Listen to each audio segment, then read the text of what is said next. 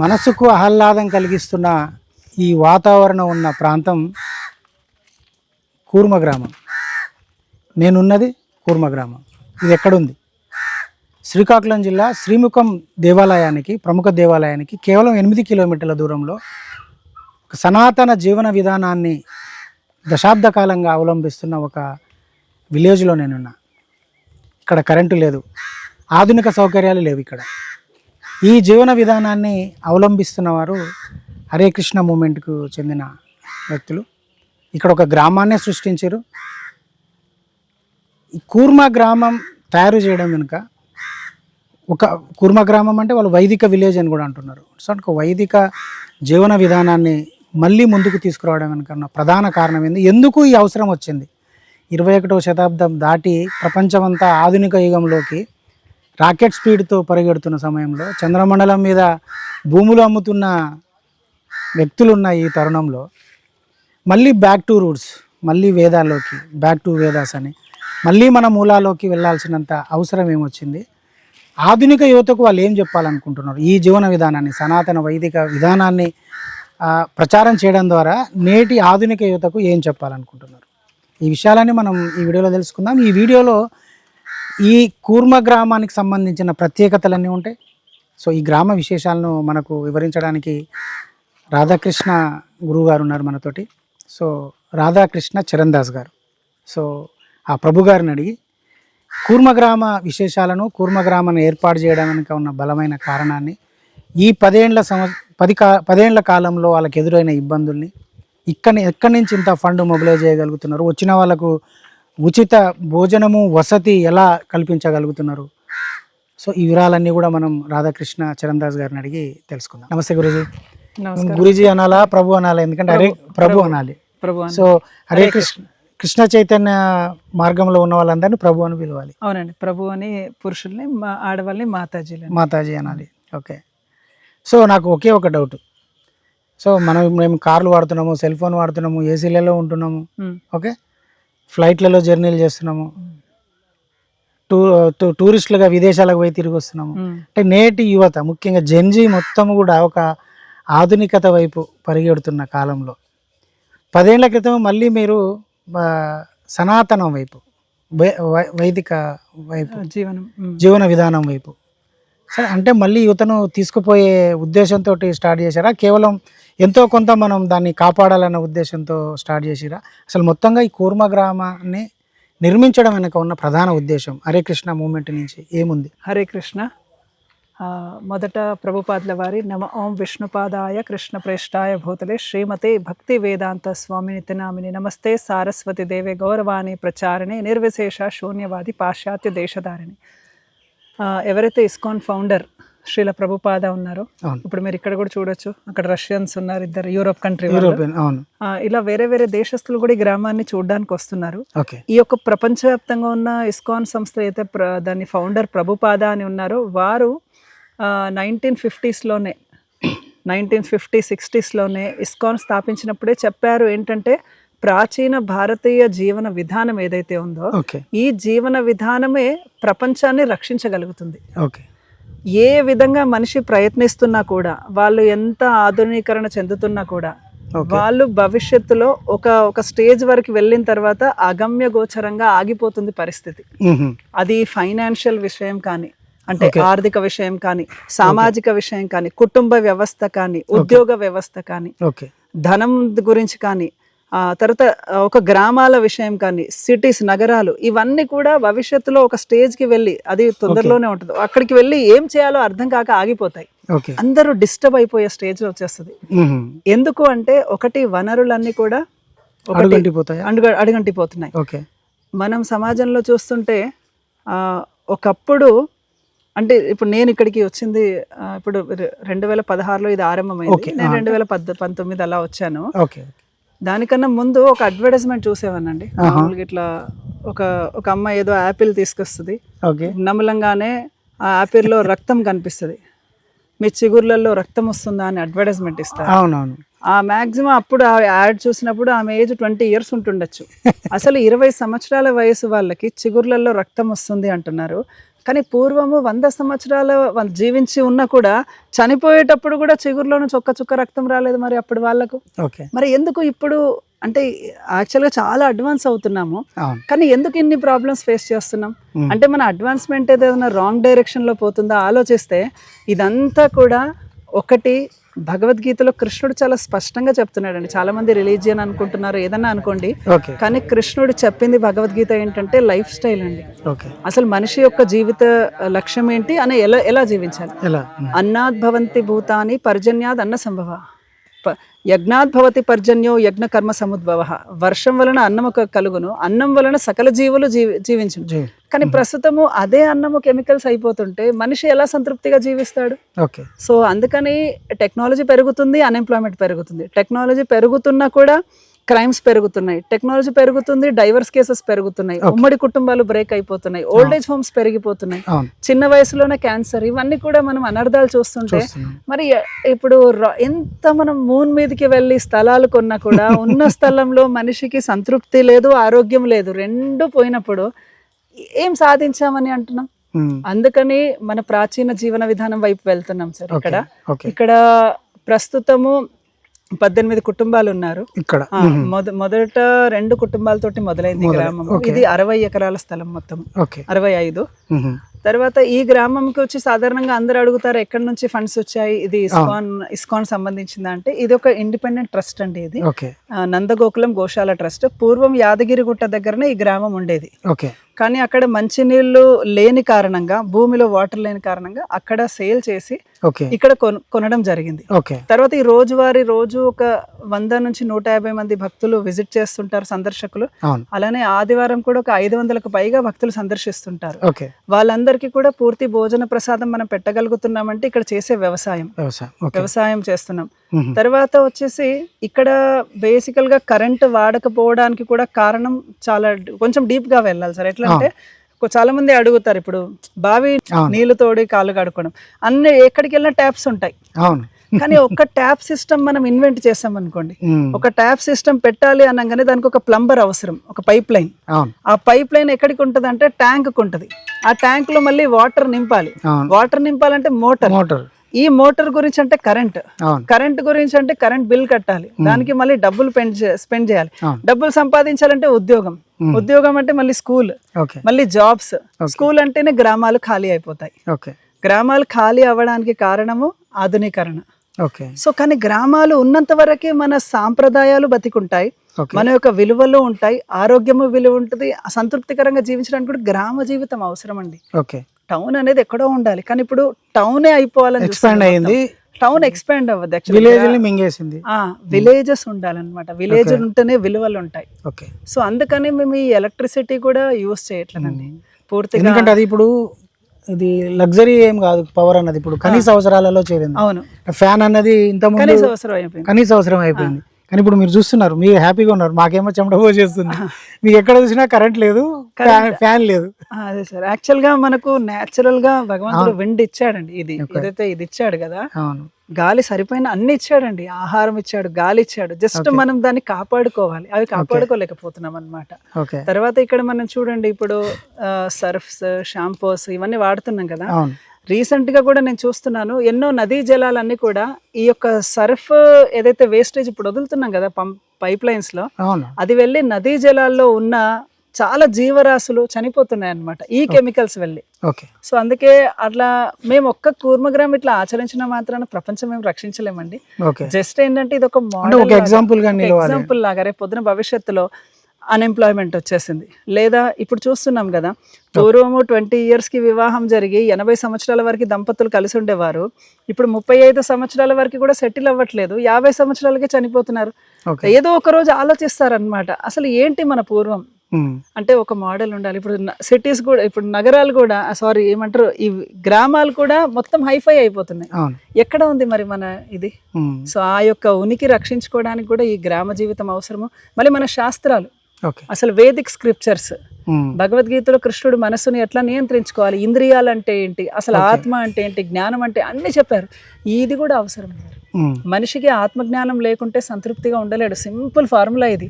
మనిషికి ఆత్మజ్ఞానం లేనిది వాడు ఎంత ఆనందం గురించి, ఎంత టెక్నాలజీ కనుక్కున్నా, ఎన్ని మొబైల్స్ మార్చినా, ఎన్ని కార్లు మార్చినా కూడా ఆనందంగా ఉండలేడు. ఆత్మజ్ఞానం ఉంటే మాత్రం వాడి దగ్గర ఏం లేకుండా హ్యాపీ ఉంటాడు. అందుకే భారతదేశం మేరా భారత్ మహాన్ అందరు అంటారు కదా. దీనికి కారణం ఏంటంటే, మనకు భారతదేశం గొప్పదని ఎందుకంటారంటే, మనము ఆత్మజ్ఞానంలో టాప్ 1 ఉంటాం. బయట దేశాలు దేంట్లో టాప్ 1 ఉన్నా సరే వాళ్ళు సంతృప్తిగా ఉండలేరు. కానీ భారతదేశంలో ఏం లేకున్నా కూడా ఇన్ని రిలీజన్స్ కలిసి ఉంటున్నాయి. కారణం ఏంటంటే, సనాతన జీవన విధానం అంటేనే అందరినీ సర్వే జన సుఖినో భవంతు అని కేవలం సనాతన ధర్మం వాళ్ళే అంటారండి, ఇంకెవరు అనలేరు. ఎందుకంటే వీళ్ళు ప్రకృతితోటి కలిసి ఉంటారు, శాస్త్రంతో కలిసి ఉంటారు, భగవంతుడితోటి కలిసి ఉంటాడు అనమాట. సో ఆ కారణ చేతనే ఈ గ్రామము 2016లో జస్ట్ అలా స్టార్ట్ చేసామండి. మెల్లిమెల్లిగా ఒకటి ఇప్పుడు వ్యూవర్స్ ఎవరున్నారో చెప్పాలంటే ఈ సోషల్ మీడియాకి అంటే మేము టెక్నాలజీకి అగేన్స్ట్ అన్నట్టే ఇప్పుడు ధోరణి మాది. అంటే మీరు టెక్నాలజీ అగేన్స్ట్ ఉంది, కానీ మరి మీరు సోషల్ మీడియా ఎందుకు మీరు అంటే ఒకటి చాలా వరకు జస్ట్ ఆలోచించినా కూడా ఒక దొంగ 100 కిలోమీటర్ స్పీడ్ లో పరిగెడుతుంటే అతన్ని పట్టుకోవాలంటే 120 స్పీడ్ లో వెళ్ళాలి కదా. అదే మేము చేయాల్సి వస్తుంది. ఇప్పుడు అందరూ పబ్లిక్ కి కూడా ఈ జీవన విధానం తెలియచేయాలంటే అదే రూట్ లో వెళ్ళాలి. కాబట్టి ఈ యొక్క జీవన విధానం ప్రచారం సోషల్ మీడియా ద్వారా జరుగుతుంది. మళ్ళీ వాళ్ళే సపోర్ట్ చేస్తున్నారండి. ఇప్పుడు ఎవరైతే ఇక్కడికి విజిటర్స్ వస్తున్నారో వాళ్ళు చాలా అప్రిషియేట్ చేస్తున్నారు. ఇంకొకటి ఇది మా వైపు నుంచి కాదండి, స్టూడెంట్స్ ఇంటర్ డిగ్రీ స్టూడెంట్స్ కూడా జస్ట్ ఫోన్ లో చెప్తారు, నేను లైఫ్ లో ఫ్రస్ట్రేట్ అయిన స్వామి, అక్కడికి వచ్చి 2 days ఉంటా అంటారు. 2 days కాదు, వాళ్ళు 1 month ఉంటారు. ఉండి ఆనందంగా ఇక్కడ ఉన్న సిస్టమ్ అంతా ఉదయం మనం 3:30కి లేస్తామండి. ఎందుకంటే రాత్రి 5:30కి సాయంత్రం తినేస్తాం కాబట్టి 8 గంటలకు పడుకుంటాం, 3:30కి లేస్తాం. వాళ్ళకి లైఫ్ స్టైల్ అలవాటు అవుతుంది. లైఫ్ సైకిల్ పొద్దున లేవడం, ధ్యానం చేయడం, బుక్స్ రీడింగ్ చేయడం, వ్యవసాయానికి వెళ్ళిపోవడం, బట్టలు నెయ్యడం, సాయంత్రము రామాయణము ఇలాంటి చిన్న చిన్న డ్రామాస్ వేస్తాం అన్నమాట. అవి చూస్తాం హ్యాపీగా. ఇప్పుడు ఎన్నో మూవీస్ అవి ఇవి చూసి మైండ్ పాడు చేసుకునే కన్నా చిన్నపిల్లలు రామాయణం వేషం వేసి వాళ్ళు డైలాగ్స్ చెప్తారు కదా, పూర్వం నాటక ప్రదర్శనలు, అలాంటివి చూస్తే బెస్ట్ అండి. అవి చేస్తారు. సో ఇక్కడ 1-2 days అని వచ్చిన వాళ్ళ స్టూడెంట్స్ 1 month 2 months ఉంటారు. వాళ్ళు వెళ్ళేటప్పుడు అంటారు, ఎప్పుడు స్వామి లైఫ్ లో ఇలాంటి ఎక్స్పీరియన్స్ మాకు లేదు ఇప్పటి వరకు అంటారు. ఇలా ఇప్పటి వరకు చాలా మంది hundreds of స్టూడెంట్స్ అండి, మగవాళ్ళు ఆడవాళ్ళు ఎవరైనా వచ్చి ఇక్కడ శిక్షణ తీసుకుంటున్నారు అనమాట. ఓ ఇలా ఉంటది లైఫ్ స్టైల్ అని. సో ఇక్కడ యాక్టివిటీ ఏమేమి ఉంది? ఇప్పుడు మీరు ఇందాక ఒక 10 families ఏదో ఉన్నాయి, 18 families, మొత్తం 18 families ఉన్నాయి. సో యాక్టివిటీ ఏముంటది ఇక్కడ అంటే? ఒకటి సార్, ఇప్పుడు కొంచెం అంటే విలేజ్ అంటే మల్టీ యాక్టివేటెడ్ కదా, యాక్టివిటీస్ ఉంటాయి కదా. సో మన దగ్గర ఏమేమి ఉన్నాయి? ఒకటండి, అప్పుడు మళ్ళీ ఇక్కడ నేను ఒక కుల వ్యవస్థ అన్న పదానికి కూడా అర్థం ఇచ్చేస్తాను.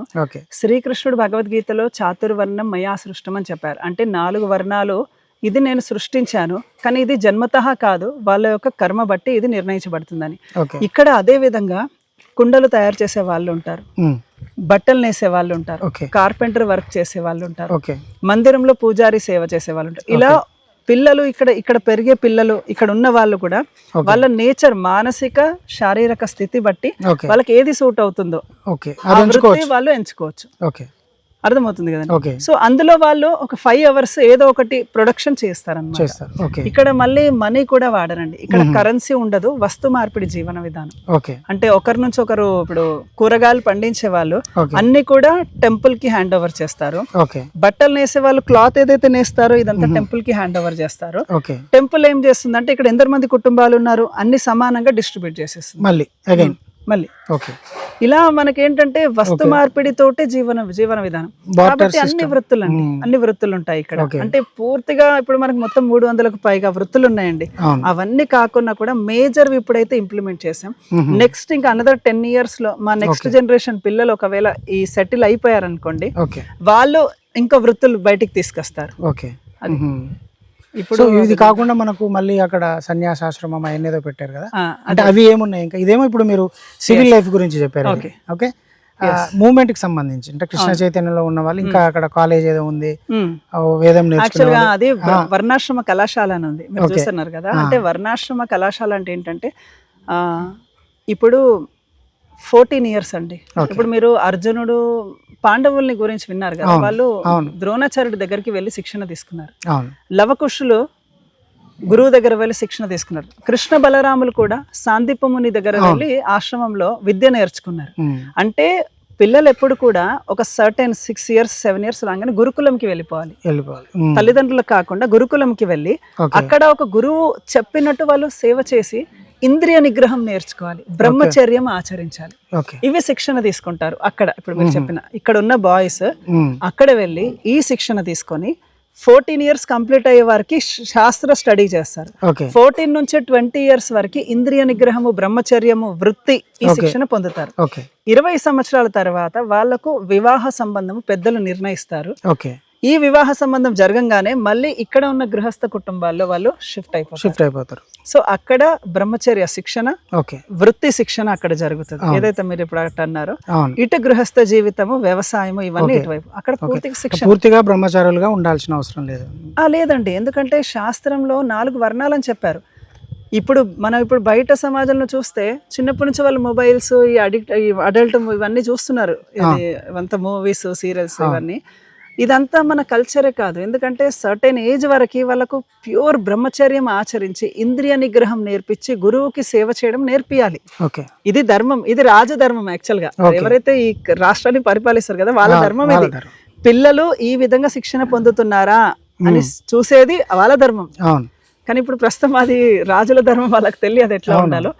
సో సర్టెన్ ఏజ్ రాగానే వాళ్ళకు వివాహ స్థితి అయినప్పుడు వాళ్ళకు ఉపాధి కూడా ఎలా ఇక్కడ జీవించాలి నేర్పించేది గురువు. అంటే వాళ్ళకి వృత్తి నేర్పిస్తాడు, బ్రహ్మచర్య శిక్షణ కూడా ఇస్తాడు, దెన్ గృహస్థ అవ్వడానికి పర్ఫెక్ట్ గా తయారవుతారు. శిక్షణ 20 years నుంచి 50 years వరకు ఫ్యామిలీ లైఫ్ అండి. 50 years తర్వాత స్లోగా డిటాచ్మెంట్ అవుతుండాలి. ఎందుకంటే పిల్లలకి బాధ్యత వచ్చేస్తుంది కదా, ఇంకా అది ఫ్యామిలీ లైఫ్ లో ఉండదు అనమాట. స్లోగా కొంచెం సాధన. అందుకే ఊరూరా వెళ్ళి రామాయణము, భాగవతం ఇలా పద్యాలు పాడడం, ఊర్లో వాళ్ళకి చెప్పడం మేము చేస్తున్నాం. అంటే ఒక ఏజ్ క్రాస్ అయిన తర్వాత వానప్రస్థ అంటే కొంచెం ఇల్లు వదిలి ప్రచారానికి వెళ్ళాలి. Family person, head of the family. ఇంట్లో పుత్రుడు ఉన్నాడా వాడికి బాధ్యత ఇవ్వాలి. ఈ ప్రచారం చేస్తూ చేస్తూ చేస్తూ నామస్మరణ చేసుకుంటూ శరీరాన్ని త్యాగం చేయాలన్నమాట. ఎట్ 75-80 ఇప్పుడు అంతకాలం ఉంటారో తెలియదు, అదొక సిస్టమ్ అన్నమాట. సో అంటే మనకి ఇది ఒక్కటేనా వరల్డ్ వైడ్ ఇప్పుడు హరే కృష్ణ మూవ్మెంట్ ద్వారా, అంటే ఇస్కాన్ ద్వారా ఉన్న వాటిలో అంటే ఇట్లా ఐడియల్ విలేజ్ గా ప్రిపేర్ చేసి ఉంది ఇది ఒకటేనా, ఇంకెక్కడ ఉన్నాయి ఇలాంటివి? పూర్తిగా ప్రపంచవ్యాప్తంగా 8 ఉన్నాయండి. 8. భారతదేశంలో 5 ఉన్నాయి. మధ్యప్రదేశ్, గుజరాత్, పంజాబ్, తమిళనాడు, ఈ ఆంధ్రప్రదేశ్లో ఇక్కడ 5 ఉన్నాయండి. సేమ్ ఇవే గ్రామాలు, ఇదే సిస్టమ్. Same system. బయట దేశాల్లో ఆస్ట్రేలియాలో ఇప్పుడు వాళ్ళు వచ్చారు కదా, యూరోప్ కంట్రీ నుంచి వాళ్ళు వచ్చారు. వాళ్ళ దగ్గర చెక్ రిపబ్లిక్ అన్న ఒక ప్లేస్, వాళ్ళ దగ్గర స్లోవేనియా, చెక్ రిపబ్లిక్ అనే ఒక స్థలం ఉంది. అక్కడ ఒక కమ్యూనిటీ ఉంది మనలాంటిది.